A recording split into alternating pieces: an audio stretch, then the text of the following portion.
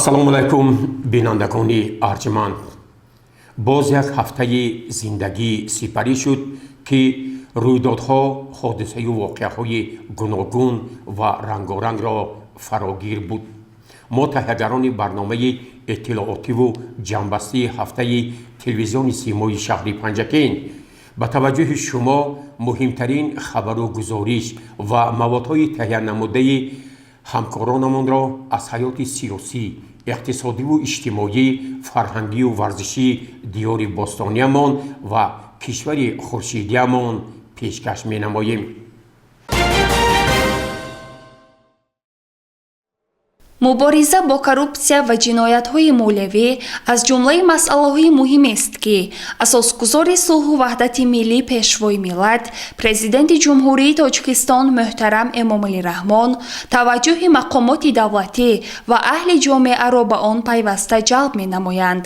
дар кохи фарҳанги шаҳри Панҷакент ба муносибати рӯзи байналмилалии мубориза бо коррупсия даври ҷамъбастии озмуни минтақавии муқовимат бо коррупсия саҳми ту аҳамият дорад байни хонандагон ва донишҷӯёни муассисаҳои таълимии шаҳру ноҳияҳои Водии Зарафшон ҷамъбаст гардид.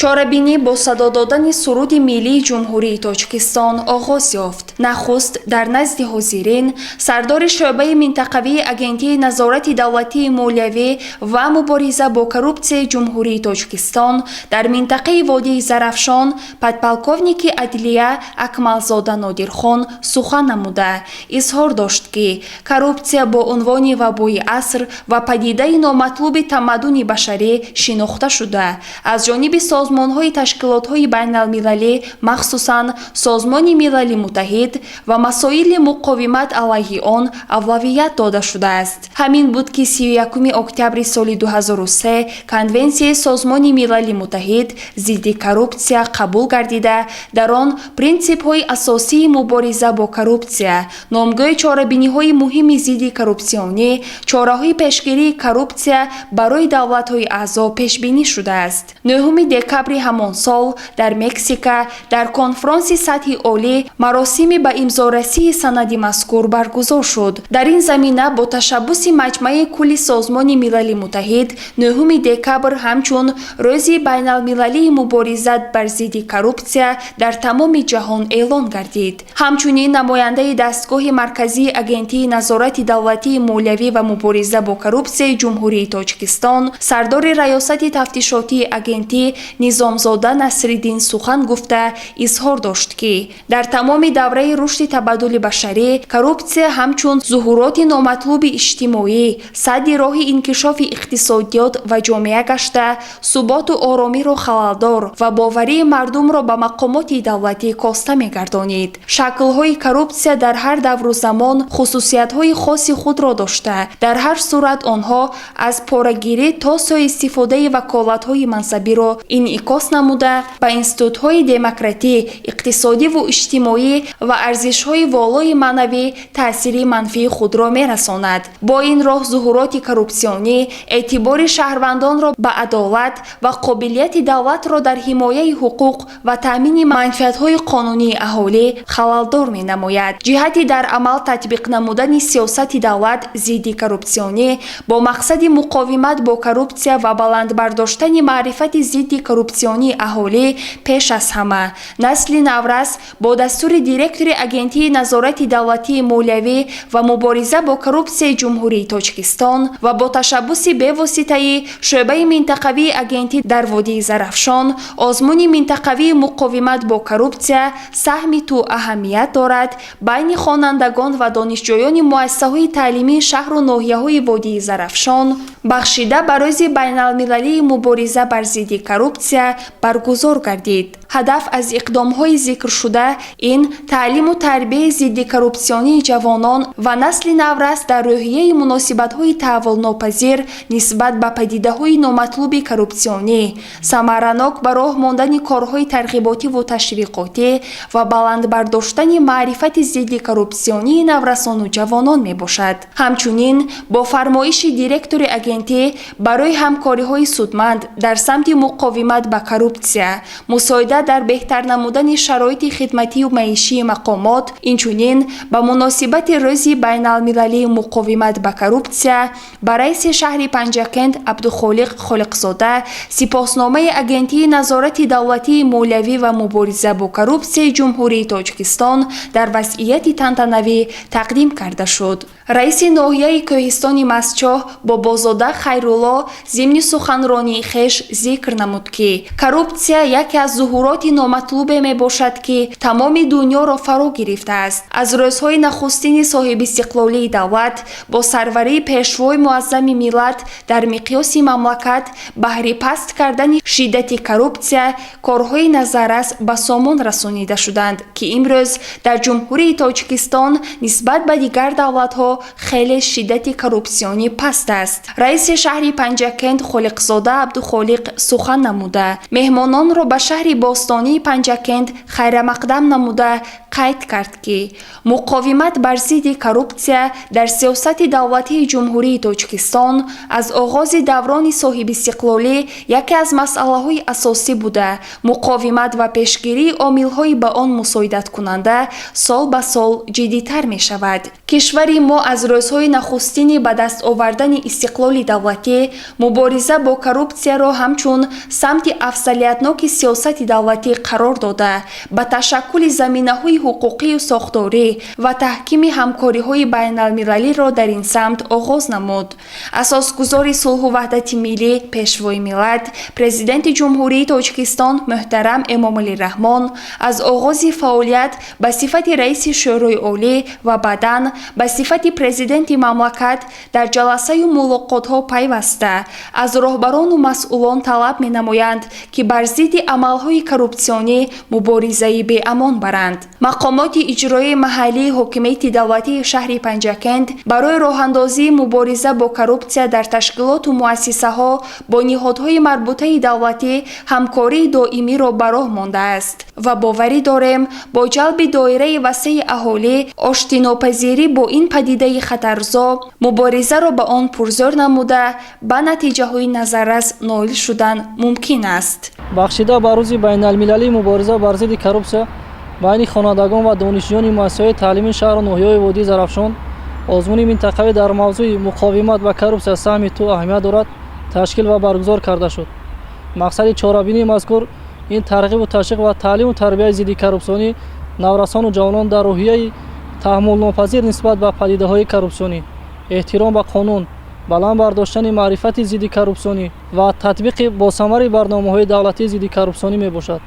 дар идомаи чорабинӣ ба ғолибони озмунҳои расм ва шиори беҳтарин, мақола иншои беҳтарин, саҳначаҳои иҷтимоӣ оид ба мубориза бо коррупсия ки ба муносибати рӯзи байналмилалии мубориза бо коррупсия эълон шуда буд, ҷоиза ва мукофотҳо тақдим карда барои саҳми арзанда дар мубориза бо коррупсия ва ҳамкории судманд бо мақомоти агентӣ як қатор фаъолон бо сипоснома сарфароз гардонида шуданд. хотири иштирокчиёни ҳамоишро ҳунарнамоии ҳунарпешаи халқии Тоҷикистон Афзал Шоҳшодиев ва санъаткорони бахши фарҳанги шаҳри Панҷакент бо суруду рақсҳои ҷолиб шод намуд.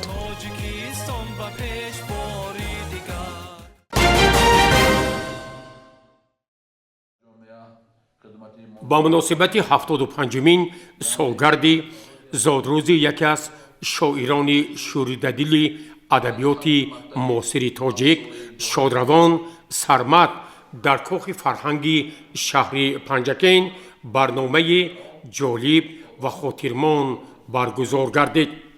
ин чорабинӣ гиромидоштро раиси шаҳри Панҷакент Абдухолиқ Холиқзода ҳусни оғоз бахшид ва дар бораи мақому мансалати равоншод устод Сармат андешаҳои хешро баён намуда ҳозиринро با این سنه فرخنده بزرگداشت صمیمانه تبریک و مبارکباد نمود.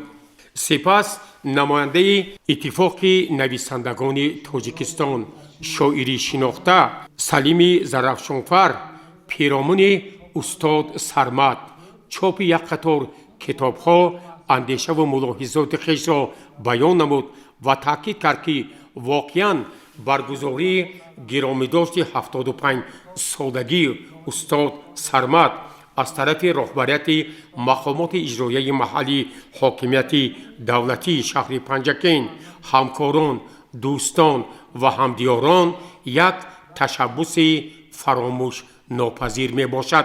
در این همایش معرفتی و گرامیداشت استاد سرمد همسبق استاد یکی از چهره‌های شناخته ادب و فرهنگ تاجیکستان میرزا شکرزاده اندیشه و پیشنهادات و خاطرات خویش را درباره استاد سرمد خیلی صمیمانه بیان کرد. رئیس بخش اتفاق نویسندگان تاجیکستان در شهر پنجکین دولتشاه طاهری ضمن سخنرانی خویش ابراز نمود که واقعاً او سالهایی که در آموزشگاه آموزگاری شهر پنجکین تحصیل میکرد همسبق استاد سرمد بود و از این شاعر شوریده دل خاطره های خیلی زیاد دارد. مورد ذکر است که پس از انجام قسم رسمی بزرگداشت استاد سرمد از طرف اهل فرهنگ شهر باستانی پنجکین گروه رامشگران از فیلارمونی دولتی جمهوری تاجیکستان، زیاییان، روزنامه‌نگاران، شاعران و نویسندگان، دانشجویان کالج آموزگاری شهر پنجکین، خوانندگان مؤسسه‌های تعلیمی جماعت دهاتی ورو برنامه رنگارنگ ادبی، فرهنگی و کنسرتی نمایش داده شد.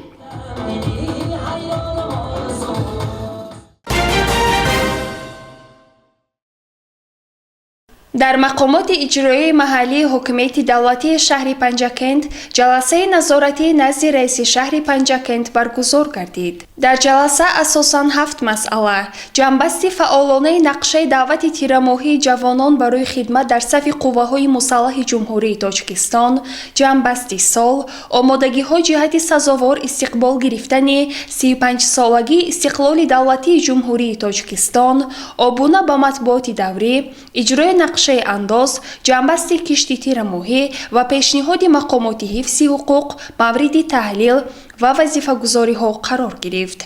از روی مسئله یکم عاید اجرای با موفقیت دعوت تیرماهی جوانان برای خدمت در صف قوه‌های مسلح جمهوری تاجیکستان، معاون رئیس شهر پنجکند خوشوقت‌زاده ارکین سخن گفت. رئیس شهر پنجکند عبدالخالق خالقزاده به همه راهبران مسئولان دعوت تیرماهی برای اشتراک فعالانه و اجرای فرمان پرزیدنت جمهوری تاجیکستان اظهار مینت‌داری بیان کرد. برای با موفقیت جنبست نمودن سال 2023 درستی حسابات‌های آماری، مسئولین شعبه اقتصاد و سودا، ریاست آمار، رئیسان جماعت‌های دهات و راهبران کارخانه و تشکیلات‌ها سپارش گرفتند.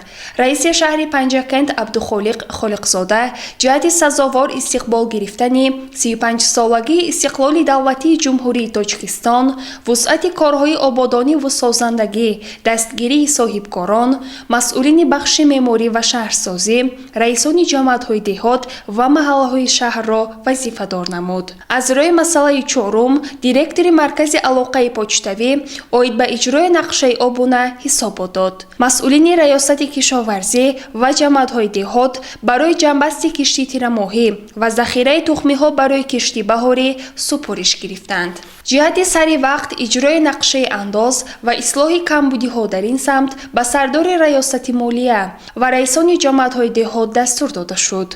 در ادامه جلسه همچنین پیشنهاد مقامات پروکراتورا محاکمه و جهت اصلاح کمبودی‌های در آنها نشان داده شده به نهادهای مربوطه دستور داده شد.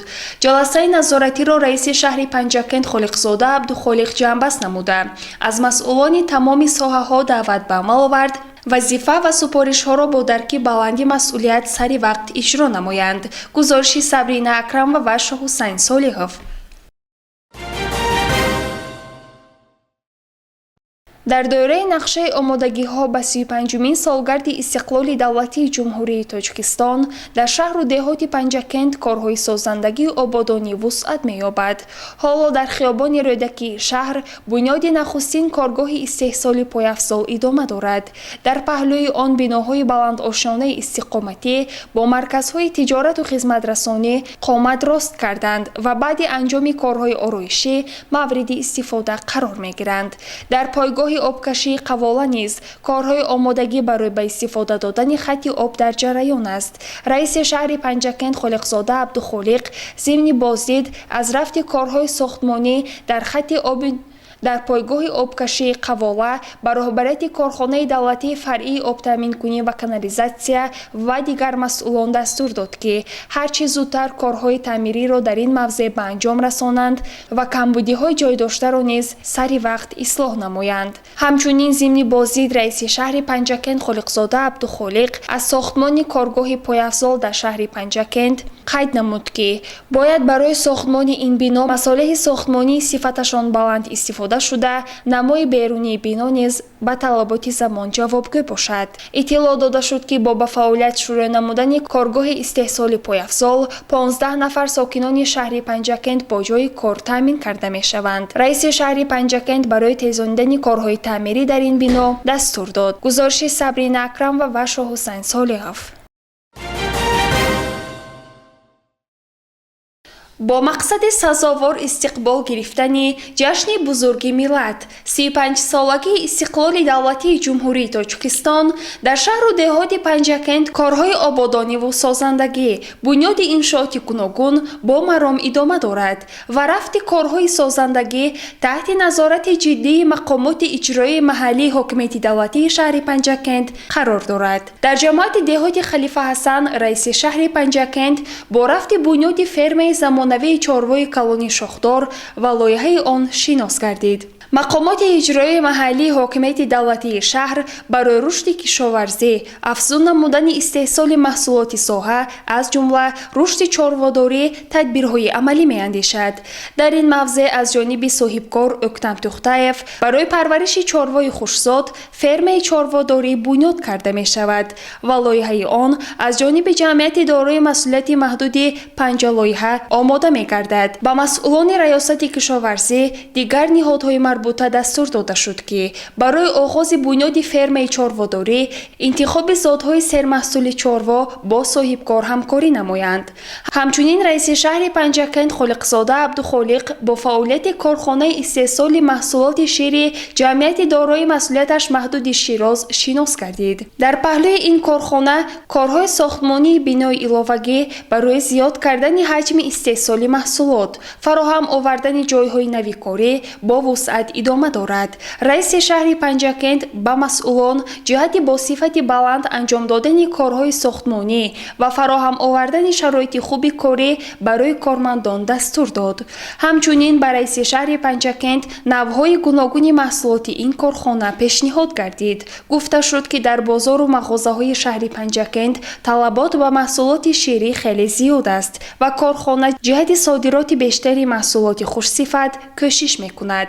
гузориши Сабрина Акрамова ва Шоҳусайн Солиҳов. таъмини бештари бозори дохилӣ бо маҳсулоти кишоварзӣ, нигоҳдории меваю сабзавот дар сардхонаҳо ба хотири таъсиргузорӣ ба нархи бозор аз масъалаҳое буд ки пешвои муаззами миллат президенти ҷумҳурии Тоҷикистон муҳтарам Эмомалӣ Раҳмон ҳангоми боздид аз вилояти Суғд таъкид намуданд. ҳоло дар шаҳри Панҷакент 6 сардхона бо ғунҷоиши 1650 тонна маҳсулот мавҷуд буда.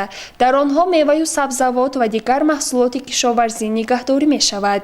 ضمن بازدید رئیس شهر پنجکند خالقزاده عبدالخالق از سردخانه صاحبکار فرهاد الیاسов گفته شد که اینجا حالا 20 تن کارتوشکای تخمی، 140 تن سبزی و 20 تن سیب نگهداری می شود. حرارت در سردخانه طبق معیار تامین بوده، محصولات در وقت ضروری به بازار برآورده می شود. با مسئولین ریاست کشاورزی و کمیته اداره زمینی شهر دستور داده شد که به صاحبکار برای راه اندازی کشتی کارتوشکا قطعه زمین جدا نمایند. در این بازدید رئیس شهر همچنین از سردخانه جمعیت مطلوبات شهر دیدن نمود. در اینجا حالا 60 تن پیاز نگهداری می شود. به رهبریت جمعیت مطلوبات شهر دستور داده شد که برای استفاده با ثمر بینای سابق اداره ریاست جمعیت که مساحت وسیع دارد تدبیرهای عملی اندیشیده شود. گزارش صبرینا اکرم و وشا حسین صالحов.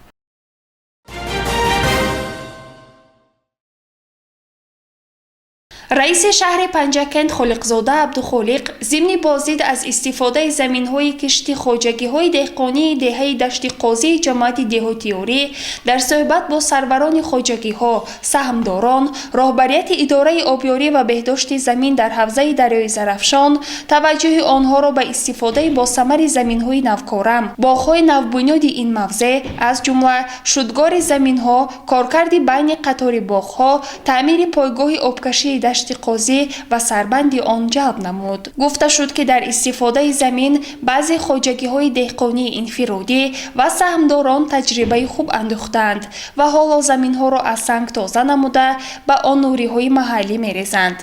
از جمله در فرمه صاحبکار مسرور سوریف که حالا مال‌های کلان پرورش می‌شوند، برای چاربا از این زمین‌ها علف یونچقه و دیگر خوراک ذخیره کردند که برای زمستان‌گذرانی چاروا بسنده است.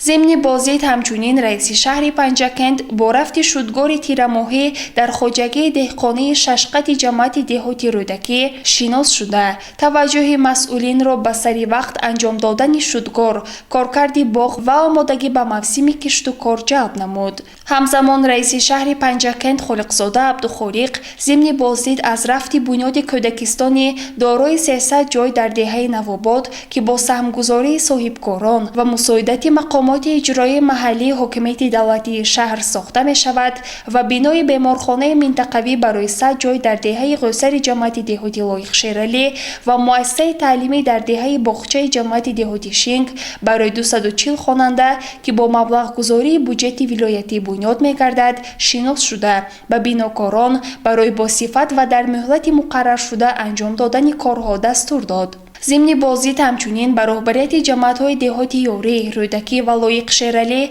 برای به ترتیب آوردن کوچه‌های دو طرف شاهراه با نمای زیبا آرایش دادن بناهای جمعیتی و شخصی، انجام کارها در انشاءات ساختمانشان ناتمام با مسئولین مؤسسه‌های نگهداری و استفاده راه‌ها، شعبه شهری کمیته حالت‌های فوق‌العاده جهت توسعه کردن سایه‌های سیل‌رو سپارش داده شد.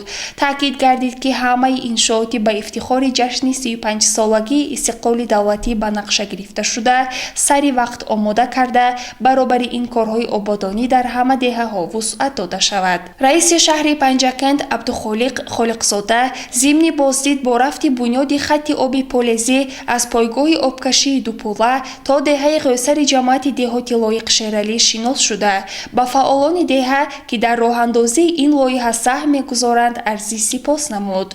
اطلاع داده شد که با سهمگذاری صاحبکاران و ساکنان دهه، مساعدت مقامات اجرایی محلی حکومت دولتی شهر، تجهیزات آبکشی و یک مقدار قبور دسترس شده، حالا نصب و گذاشتن آن طبق لایحه ادامه دارد. با انجام این لایحه زیاده از 220 گکتار زمین‌هایی که در آخر کانال مرغی در واقع بوده، از نارسایی آب پولزی عملاً از گردش کشاورزی بیرون ماندند، آبیاری کرده خواهند شد. هنگام بازدید همچنین با رفت تعمیر تجهیزات پایگاه آبکشی دوپوله که توسط آن بیش از 2200 گکتار زمین آبیاری کرده می شود شناس شده، برای به موسم آبیاری به کار آماده نمودن آن دستور داده شد. همچنین دهقانان خواجگی دهقانی به نام میرزا بابا قیاموف جماعت دهاتی خلیفه حسن از قطعه‌های آخرین در موضع قواله حاصل سبزی را جمع آوری کردند. با آنها برای رویانیدن حاصل فراوان استفاده با ثمر زمین اظهار سپاس کرده شد. گزارشی صبرینا اکرم و واشا حسین صالحов. در شهر و دهات پنجکند با راهنمایی و دستگیری‌های پیوسته اساسگزار صلح و وحدت ملی پیشوای ملت پرزیدنت جمهوری تاجیکستان محترم امامعلی رحمان با افتخار سنه‌های فرخنده و ملی از جمله 35 سالگی استقلال دولتی جمهوری تاجیکستان ساختمان و تجدید و بنیاد انشاءات گوناگون اوج تازه گرفته ساکنان دست جمعانه در کارهای آبادانی سهم ارزنده می‌گذارند. بازدید از منطقه‌های مختلف شهر، شناسایی با روزگار مردم و رفت بنیاد انشاءاتها زیر نظر رهبریت مقامات اجرایی محلی حاکمیت دولتی شهر پنجکند قرار دارد. در همین زمینه رئیس شهر پنجکند خالقزاده عبدالخالق با رفت بنیاد انشاءاتها در جماعت دهات سرزم شناس گردید. در دهه نو بنیاد با حشر دست جمعانه و سهمگذاری شخصان سخاوت پیشه پل نو بنیاد می شود.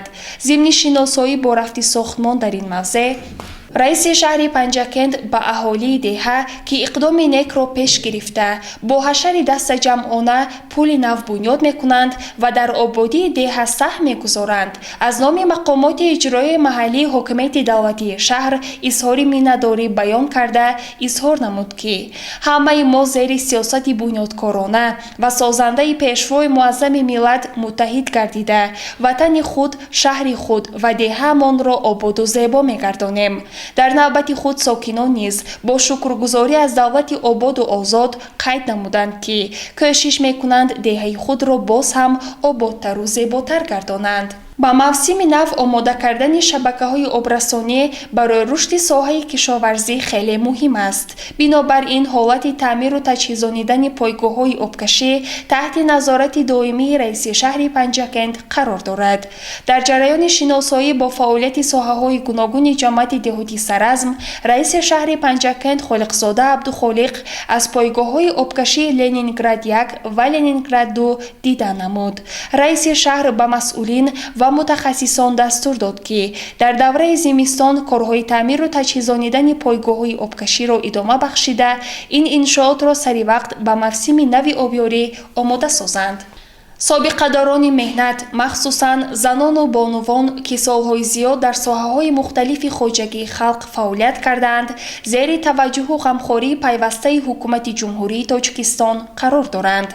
در جماعت دهات سرزم رئیس شهر پنجکند سابقه‌دار ساحه کشاورزی شفاعت عبدالرحیم را عیادت نمود.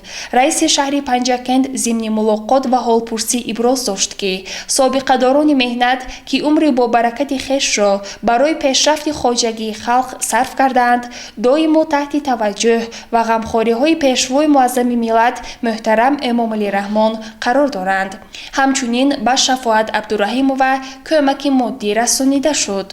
در نوبت خود سابقه‌دار مهنت شفاعت عبدالرحیم و منتداری صمیمی خویش را به حکومت جمهوری تاجیکستان ولایت سوخت و شهر پنجکند بیان کرد. رئیس شهر پنجکند عبدالخالق خالقزاده با سفر کاری به جماعت دهاتی کوستاراش تشریف برد. رئیس شهر و هیئت همراهانش را در درآمدگاه رئیس جماعت و دیگر فعالان پیشواز گرفتند. عیادت سابقه‌داران شخصان نیازمند همیشه همچون نشانه غمخوری و مهربانی بوده سرور دولت همه وقت قید می نمایند که ما باید میان مردم باشیم و یادرس نماییم که دولت و حکومت همیشه غمخوری ایشان است. سابقه‌دار ساحه معارف شریفوف محمد شفیع مورد عیادت قرار گرفت. شریفوف محمد شفیع 48 سال سابقه آموزگاری دارد. ضمن عیادت گفته شد که او 48 سال سابقه آموزگاری دارد. از سال 1975 به صفت آموزگار فن زبان و ادبیات تاجیک در مکتب میانه رقم 25 فعالیت کاریش را آغاز نموده در دوام سابقه کاریش جانشین دیرکتور اوید به تعلیم دیرکتوری مکتب شده کار نموده است. او یکی از آموزگاران بهترین بوده. شاگردانش در تمام ساحه‌ها کار و فعالیت دارند. در برابر آموزگار بودند به ایجادکاری مشغول بوده تا حال محصول ایجادش در روزنامه و مجله ها نشر می‌گردند. رئیس شهر پنجکند عبدالخالق خالقزاده اظهار نمود که زندگی شما به دیگران همچون درس عبرت بوده. شاگردان باید که از شما درس بیاموزند. ба раиси шаҳр иттилоъ доданд ки пули мошингузар дар деҳаи Чорбоғ дастаҷамъона бо маблағи 28500 сомонӣ аз тарафи аҳолии деҳа сохта шуда мавриди истифодабарӣ қарор дода шуд. роҳи пиёдагарди маҳаллаи навбунёди деҳаи Чорбоғ аз тарафи аҳолии деҳа ба тариқи дастаҷамъона ба маблағи 25000 сомонӣ соло сохта шуда истодааст. дар доираи сафари кории худ раиси шаҳри Панҷакент аз рафти сохтмони парчам нишон و پولی ماشین گذاری جماعت دیدن نموده برای هرچی تیزتر تیزانیدنی کار با مسئولین دستور سپارش ها داد. گزارشی مرتبه رحمون و شاحسین صالحов.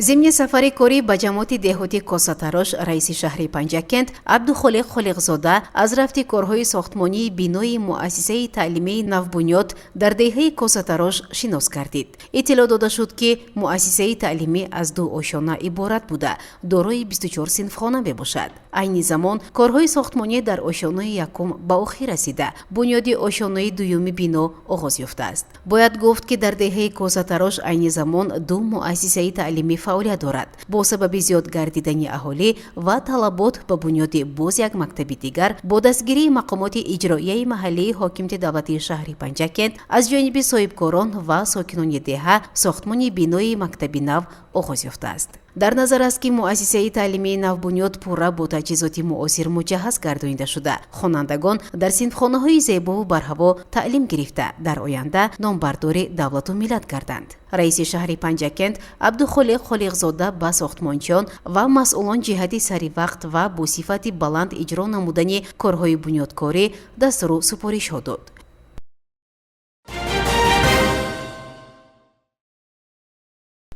дар деҳаи косатароши шаҳри Панҷакент майдончаи варзишӣ барои футболи хурд ва майдони волейболбозӣ ба истифода дода шуд.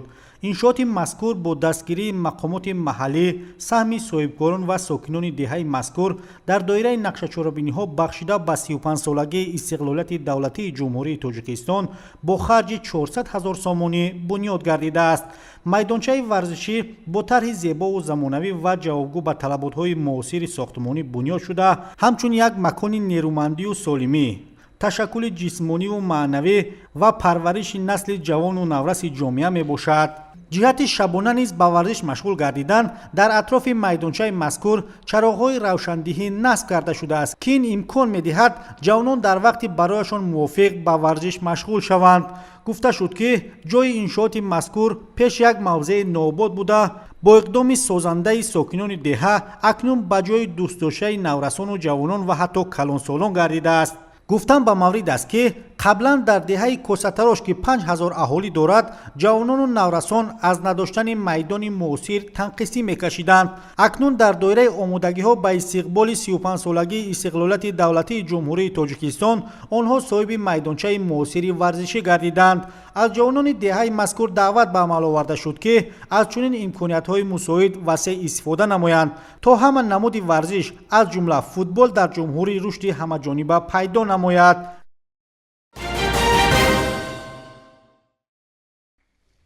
дар толори калони кохи фарҳанги шаҳри Панҷакент ба муносибати 29-умин солгарди таъсисёбии ҳизби халқии демократии Тоҷикистон маҷлиси бошукӯҳи идона баргузор гардид.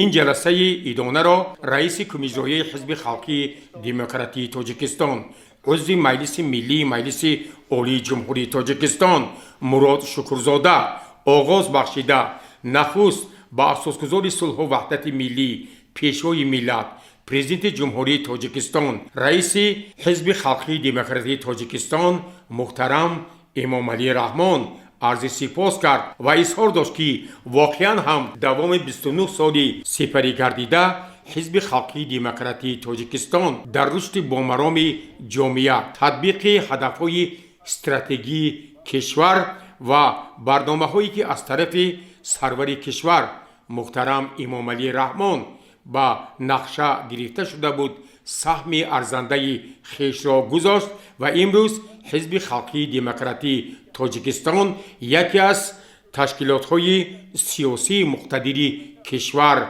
به شمار می رود. مراد شکرزاده اشتراکچیان این جلسه با شکوه ایدانه و مردم پنجکент بوستانی را با افتخار این سنه تاریخی صمیمانه تبریک و مبارکباد نمود. در مجلس ایدانه معاون یکم رئیس شهر پنجکین محمد صادق سفرزاده اشتراکیان این جمع را از نام رئیس شهر پنجکین عبدالخالق خالقزاده با افتخار 29مین سالگرد تأسیسیابی حزب خلقی دموکراتی تاجیکستان تبریک و مبارکباد نمود و بار دیگر تاکید کرد که واقعا مردم شریف پنجکینتی بوستان پیروان پیشوای ملت و این حزبی سازنده می باشند. در جلسه تنتنوی راهبری پایگاهی باستانشناسی پنجکین سراسپ نورینیسا خدایارова اعضای تشکیلات جمعیتی سازندگان وطن از استخوان‌های جمهوریوی تاریخ و کشورشناسی به نام استاد ابا عبدالله رودکی، عمر جلالوف، کاتب تشکیلات ابتدایی لیسه کسبی تکنیکی شهر پنجکین مژگانه یحیایی و معاون رئیس کمیته ابتدایی حزب خلقی دموکراتی تاجیکستان در کارخانه مشترکی زرافشان شیرعلی یوسفوف با سخن برآمده اندیشه و ملاحظات خویش را درباره نقش حزب خلقی دموکراتی تاجیکستان در رشد بامرام کشوری عزیزمان ارزیابی کردند و همزمان اشتراکچیان این جمع را به افتخار این سنه تاریخی شادباش گفتند. در خاتمه جلسه ایدانه از طرف کمیسیون حزب خلقی دموکراتی تاجیکستان با فعالان حزب سپاسنامه‌ها و تحفه‌های خاطروی تقدیم گردید.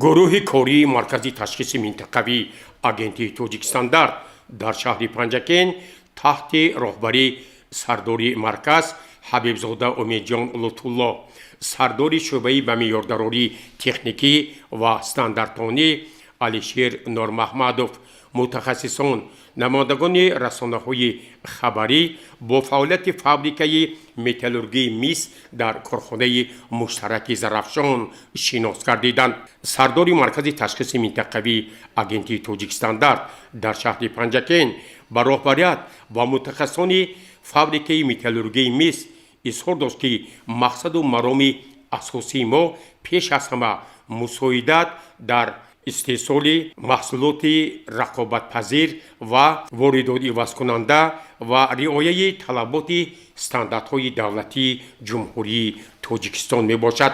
سردار کارگاه فابریکه متالورژی میس حسن‌الدین توشیف، جانشین منیجر این کارگاه رجبوف سفر، معاون سردار کارگاه جداکنی و تحسین الکترودی کارگاه اولوبردی بابامرادوف برای چنین توجه و مساعدت با راهبریت مرکز تشخیص منطقوی آگنتی تاجیکستان عرض سپاس نمودند و اظهار داشتند که واقعا فعالیت این کارگاه روز تا روز بهتر گردیده امکانات‌ها برای صادرات مس به خارج کشور بیشتر می شود و آنها همه توصیه‌ها و دستورهای معیارشناسان منطقه زرافشان را عملی می سازند.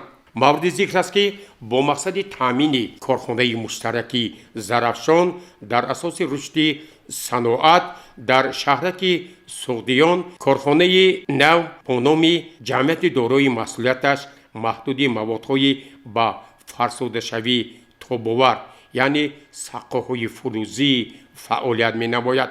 گروه کاری مرکزی تشخیص منطقوی آگنتی تاجیکستان با جریان استحصال سقاهای فلزی شناس گردیده با راهبریت و متخصصان این کارگاه دستور دادند که باید همه محصولاتی که برای کارخانه مشترک زرافشان پیشنهاد می شود با طلبات استانداردهای دولتی و رگلامنت‌های تکنیکی جمهوری تاجیکستان مطابق باشند و مورد توصیف است که پس از با استفاده دادن این کارگاه واردات سقاهای فلزی از خارج کشور کاهش یافت و این کارگاه استحصال را روز تا روز بهتر می‌سازد. در جریان شناسایی با فعالیت کارگاه و کارخانه‌های صنعتی و صاحبکاران استحصالی، گروه نمایندگان مرکز تشخیص منطقوی آگنتی توجیکستاندارت در کارگاه قنادی زرافشان با جریان استحصال محصولات قنادی شناس گردیدند.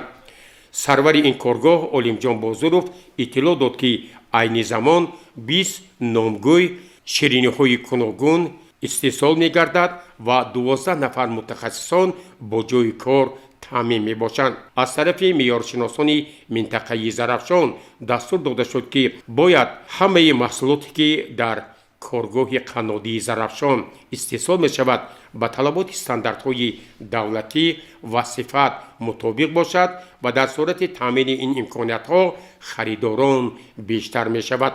راهبر این کارگاه عالمجان بازرов برای چنین همکاری و توجه به معیارشناسان عرضی سپاس کرد.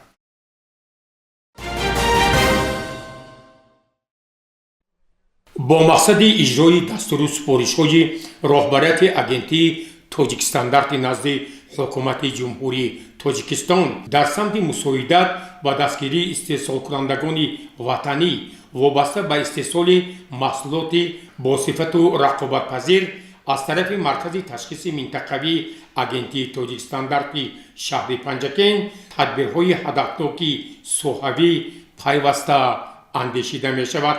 در این زمینه گروه کاری در هیئت سردار مرکز حبیبزاده امیدجان لطفالله، سردار شعبه به معیاردارایی تکنیکی و استانداردانی نور محمدов علیشیر عبداللهویچ و دیگر متخصصان ساحه با فعالیت کارخانه‌های استحصالی شناس گردیده به صاحبکاران استحصالی برای باز هم افزون نمودن استحصال محصولات خوش‌صفت و رقابت‌پذیر طبق قانون‌های عملکننده جمهوری تاجیکستان، رگلامنت‌های تکنیکی، ساحه استانداردهای دولتی، توصیه و مصلحت‌های مفید دادن.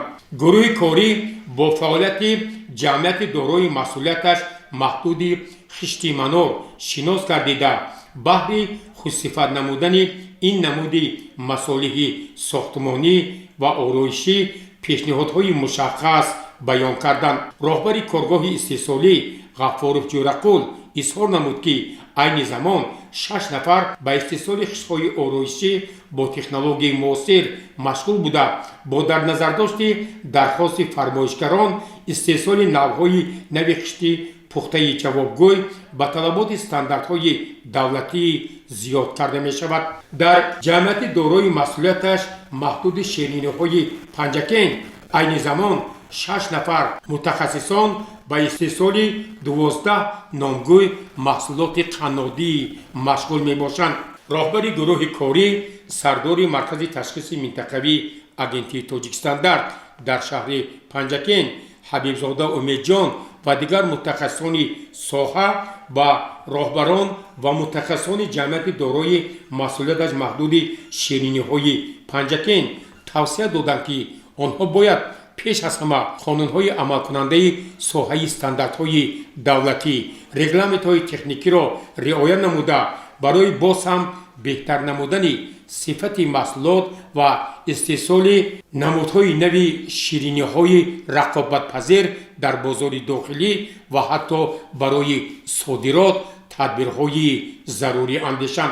در جمعیت دارای مسئولیتش محدود شیراز که اساساً به استحصال محصولات شیری مشغول است 10 نفر کارگران 12 نامگوی محصولات شیری استحصال می نمایند. اینجا با سردار این کارگاه استحصالی دلیل اشنظرov از طرف گروه کاری مرکز تشخیص منطقوی آگنتی توجیکستاندارت در شهر پنجکن توصیه داده شد که باید این کارخانه استحصالی صفت و دایره فعالیت استحصالی خیش را افزون نموده برای تامین بازار داخلی با محصولات خوش‌صفت و رقابت‌پذیر تمام تدبیر و امکانات‌ها را روانه سازد. طبق نقشه تهیه شده شناسایی گروه کاری مرکز تشخیص منطقوی آگنتی توجیکستاندارت در شهر پنجکین در دیگر کارخانه‌های استحصالی ادامه می‌یابد.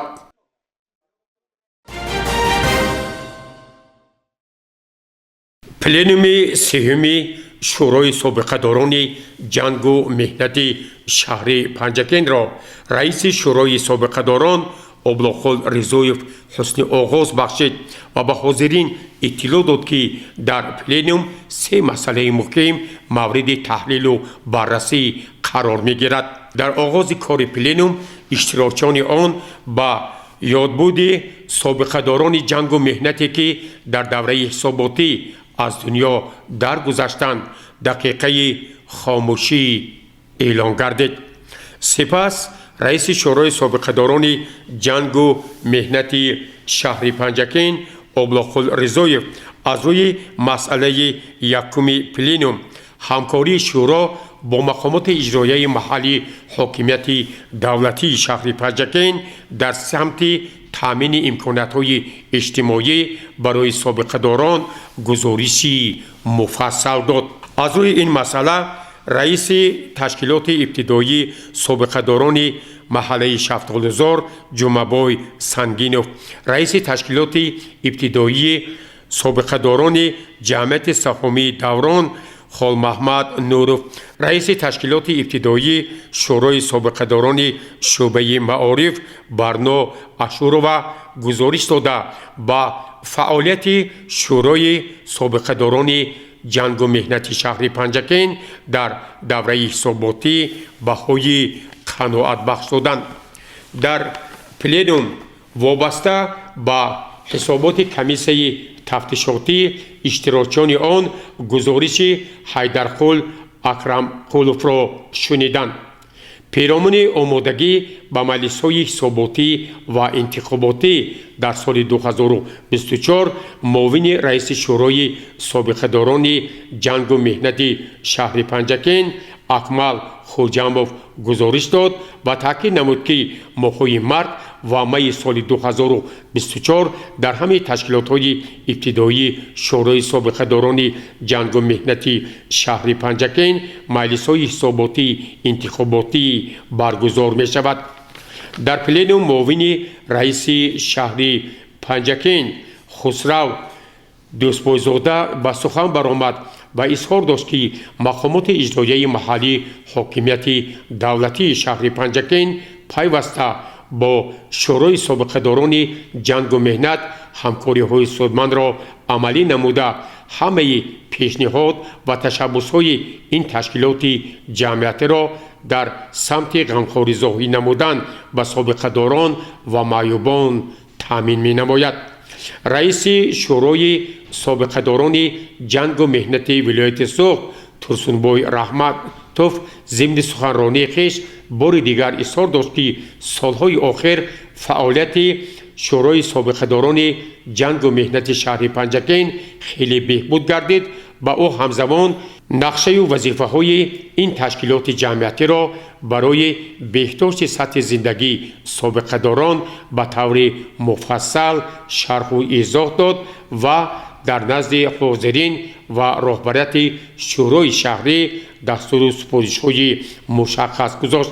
در خاتمه کار پلنوم از طرف کاتب یکم تشکیلات حزب کمونیست تاجیکستان در شهر پنجکین سورین ساق قربانووا و دیگر مسئولین با فعالان شورای سابقه‌داران جنگ و مهنت شهر پنجکین مدال‌های جشنی، سپاسنامه‌ها و دیگر تحفه‌ها تقدیم گردید. پلنوم از روی همه مسائل بررسی گردیده قرارهای دخدار قبول کرد.